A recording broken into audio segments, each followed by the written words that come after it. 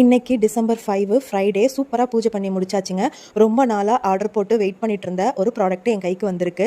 எப்போவுமே மதுரை பூஜா ஹெர்பல் ஷாப்பில் நிறைய திங்ஸ் நான் வாங்குவேன். பட் இந்த வாட்டி இந்த ப்ராடக்ட்காக நான் வெயிட் பண்ணியிருந்தேங்க.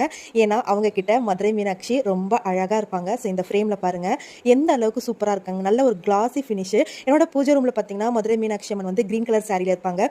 இது வந்து பார்த்தீங்கன்னா நல்ல ரெட் கலர் சாரியில் மதுரை மீனாட்சி அம்மனோட கோபுரம் பின்னாடி வச்சு சூப்பராக இருக்குது. என்னடா மறுபடியும் மீனாட்சி அம்மனோடைய ஃபோட்டோ ஃப்ரேம் வாங்கியிருக்கேன்னு நினைக்கிறீங்களா? அதுதான் கிடையாதுங்க.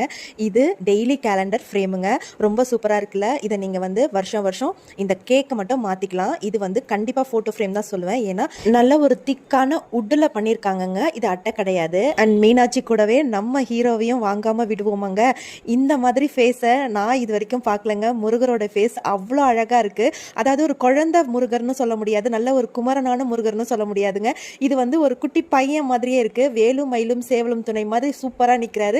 அவருக்கு கீழே ஆறுமுகம் அருளிடும் அனுதினமும் ஏறுமுகம் அந்த வாக்கியத்தோட இந்த ரெண்டு ஃப்ரேமுமே ரொம்ப ரொம்ப அழகா இருக்குங்க. அண்ட் இன்னொரு விஷயம், வருஷம் வாங்குற இந்த கேலண்டர் எல்லாமே நமக்கு நிறைய ஃப்ரீயா கிடைக்கும். ஆனா அதுல எல்லாமே ஆடும் இருக்கும் கூடயே சேர்த்து. நம்ம வருஷத்துக்குன்னு செலவு பண்றது இந்த கேலண்டர், மந்த்லி கேலண்டரோ டெய்லி கேலண்டர் தாங்க.